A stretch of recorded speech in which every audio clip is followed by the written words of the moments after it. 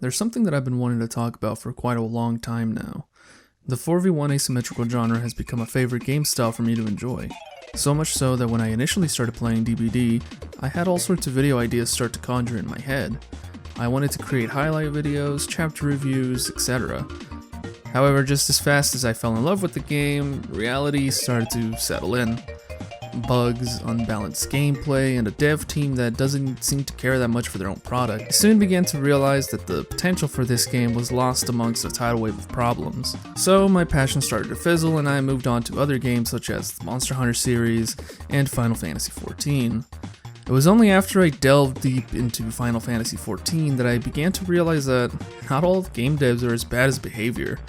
There was one thing that always blew me away from the FF14 devs, and that was their honesty and absolute transparency.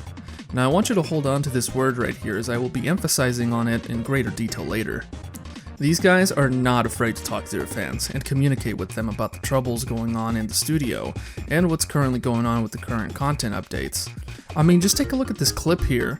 The game director Yoshi P is crying on camera because he had to delay the newest expansion by 2 weeks. Entire career that we had announced a release date and had to delay it. So again, I feel really bad about this. Now this might seem a little weird at first, but there's something that you have to understand. This isn't something you generally see every day, and it's not the first time this man has broken down in front of people. You can tell that he cares a lot about his project. This is pretty much his life's work. He feels responsible for everything and anything that happens during the process of creating it. So how does this all tie into VHS? Well, many reasons. After seeing the poor state of DBD, I stopped playing asymmetrical games altogether for the span of about 3 to 4 months, and I thought I wasn't going to go back. I thought that DBD would never get the competition needed, so I became extremely discouraged from trying any other games out. That was until a special little title seemingly appeared out of thin air.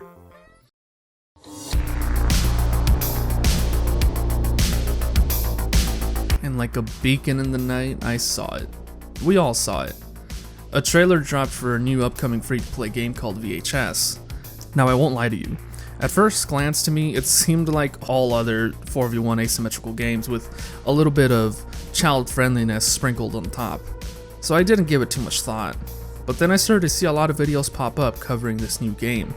Favorite YouTubers of mine that mainly focused on DBD content started to slowly trickle these info videos to their fans, and after watching what few videos were released at the time, I was hooked. The basic premise of VHS is that VHS stands for the Video Horror Society, which is a private movie club where these teens meet up to watch horror movies. They accidentally open a portal which puts them into the movie, and they have to fight one of their friends who transformed into a monster in a deathmatch style fight to the death. Being a horror fan myself, seeing how this takes place in the 80s fills me with great joy, as most of my favorite films are from this time period. So when I started reading up on the premise of the game, I got reeled in good. My imagination started to go wild with the possibilities of what kind of monsters we could see in the future. Now before I get too ahead of myself, I would like to talk about the game itself in a lot more detail.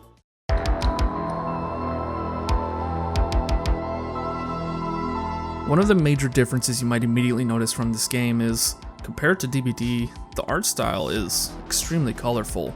It's honestly a nice change of pace from the stereotypical color palette that the 4v1 genre is typically known for. Usually these games would be washed out of any color and personality and would just settle with being yet another dark and gritty 4v1 escape game. VHS, however, isn't afraid of straying away from that and goes into a much more bright and colorful art style.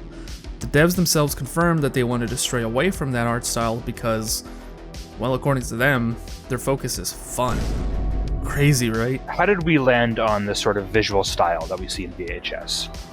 We actually had a very realistic style originally, and we went for quite a gritty, sort of bloody, violent look in the game. And then we realized, though, when we were playing, the violence and the blood didn't drive the scare. The scare came from giant monsters chasing you and hiding from them in those tension moments. So we decided, fun first, and which is one of our biggest pillars is fun, is put the focus on making the game fun. And when we did that, we thought, let's try removing all the violence. And when we removed it, the game was just as scary as it was. It didn't matter if the monster's coming at you looking all realistic or dressed like a really silly costume.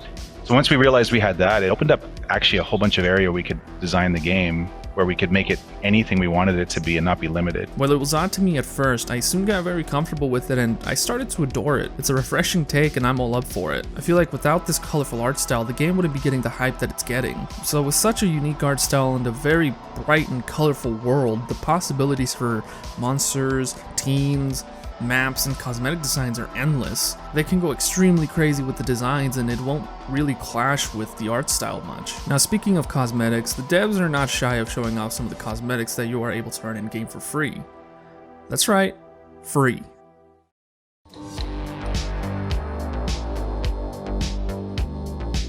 Usually whenever you hear the word free in these types of games, you usually get maybe a recolor of an existing skin or a charm. But in VHS, you get whole outfits. Now, one thing you're probably thinking to yourself is, oh, but in DBD, you can grind cosmetics as well. You see, here's the key difference. The respect of your time. Let me break it down for you. In DBD, you have to grind iridescent shards, which you can only get by leveling up your account level. However, the amount you get depends on the level, and the higher you go, the longer it takes to level up. Sure, you may be getting more shards, however, you will have to dump in a lot more time. Typically within 100 levels you will have enough for maybe 1 to 3 cosmetics if you're buying the cheap ones. My account level is in the 300s or so, but keep in mind that I have almost 1,000 hours in the game. However, in VHS you get monster or teens cosmetics by completing the respective movies. You see, movies in VHS are essentially a list of challenges similar to the tomes of Dead by Daylight. You can complete them as you play the game, and each of the movies has different versions to them with varying rewards. The big difference here is that you are guaranteed a cosmetic for a monster or a teen, and while you're progressing through said movie, you're also earning the free in-game currency you can use to purchase even more cosmetics from the store. And boy, let me tell you that this game will let you customize your teen or killer to your heart's content. With each monster or teen having 10 slots of customizability, you can go buck wild with creating something cool or making the absolute most disgusting outfit imaginable. Personally, I'm extremely excited to see what new cosmetics the devs have planned for us in the future for this game. And my wallet is slightly opened. Now, speaking of monsters and teens, I'm going to go ahead and give my input on another thing.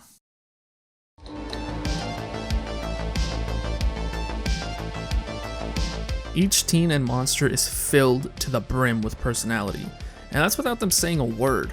Take this for example, on their VHS member cards, they each have their own signature written in an entirely different manner. Just from this alone, you can gather a good idea of what their personalities are like as teenagers, and that's just really cool to see. This game is filled to the brim with personality, and they are not afraid to show it. I mean, literally everything that showcases the teens and monsters, whether it be an idle animation or even their lobby entrances, the characters are oozing with personality. If you're a fan of lore, then you're in for a treat, as all of the respective movies for the teens and monsters have lore tied to them. And it's not just very basic lore either, they go into the weapons, side characters that are found in the movie sequels and trilogy as a whole. I know that I'm personally waiting to get my own beta key so that I can experience the lore for myself. Now you're probably asking, what's so different about the gameplay of VHS that separates it from the rest? Well, I'll go ahead and break it down for you.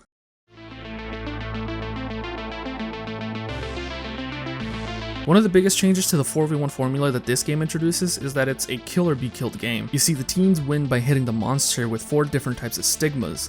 The way you do that is by going to an appropriate bench and crafting a weapon Chuck Green style. Once you have a weapon, then you become the hunter. Your duty changes from running and hiding from the monster to seeking the monster and trying to knock him out with one of the stigma weapons. Now you're probably wondering, doesn't this allow teens to bully the monster? Well, no, not really. You see, the devs were smart enough to plan ahead and add many things to prevent that from happening. Whenever a teen is hit, the monster will let out a loud screech, which if you are within the vicinity of the monster, then you become disrupted, meaning that you are unable to use your weapon, and the only thing you can do is hide. Now this is extremely smart as it disables the ability to gang up on a monster, and it just shows how the devs thought of a lot of these types of situations ahead of time to balance out the game a bit more. It saves a lot of frustration for the player and just makes the game a lot more fun to play. And you don't have to worry about a monster actively tunneling someone, because when you play as the monster, you have a rage bar which fills up if you hit different teens. Once the bar is full, the monster becomes enraged and can one-shot a teen down to the prone state. Which, by the way, for teens, their life isn't measured by how many times someone has gotten hooked rather than by an actual health bar. You see, the teens have 2 things to worry about when it comes to their health state. A health bar which displays, you guessed it, their health, but also a health state which is very similar to DBD. Get hit once, you become injured, hit again, and you go into the prone state. Now, the devs decided to add a little something fun for the teams to do while on the prone state. You see, when you're down, you can summon this flying spectral to collect these orbs, which significantly increase your recovery bar. Now, this is a brilliant feature because it allows players to do something while they are down. Typically, the most you could do in a situation like this in other games is just pray that your teammates are doing something useful like finishing gens or praying at altars, but not in this game. You are actively doing stuff which is not only engaging to the player, but it makes sure that you always have something to do. Again, the word fun comes into play here. Again, the devs are trying their best to make the game fun and interactive no matter what it is you're doing. You see, the big thrill for this game is the constant back and forth of interactions that you will have with the opposing side. Don't have a weapon? Well, the monster's gonna chase you down. Have a weapon? The monster player will now respect you more and be cautious of the moves they decide to make. It's absolutely... Not only does this keep the whole match being super engaging, but it levels the playing field in a very balanced way. You see, typically in the game like Dead by Daylight as a survivor, you're having a much more relaxed time than the killer, all because of the ridiculous amount of second chance perks that the devs have made. You typically don't have much to worry about with perks like Borrowed Time, Unbreakable, Decisive Strike, and a myriad of others. Hell, sometimes it doesn't even have to be a perk. You have items such as medkits, flashlights, or even environmental stuff such as pallets to save you from a chase. VHS takes this in a totally different approach and uses perks as just an added little bonus that doesn't turn the tides of a match all that much. They are presented as more of a seasoning to the big meal that is in front of you. It's just there to spice things up a little instead of pouring an entire container of salt on your steak. I haven't played the game for myself, but in the countless hours of videos I've watched from content creators, I don't think I've seen a single one complain about the balancing of the game.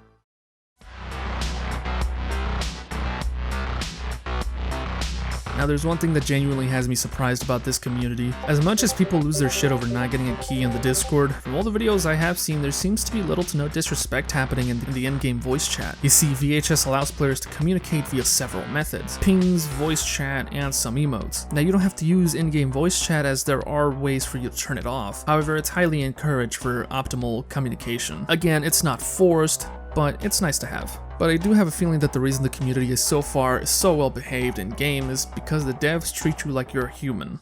Now, at the time of recording this and recent events, we had an incident within the community of people harassing these guys within the Discord server. I just want to make a friendly reminder that this isn't what the community is about.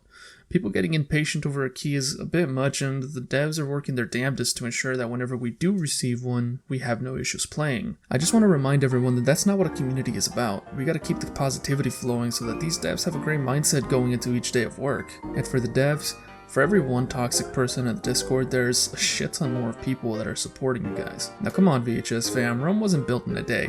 We gotta have a more positive outlook on this sort of thing and just learn to be patient. But anyways, that's all I'm gonna say about this topic.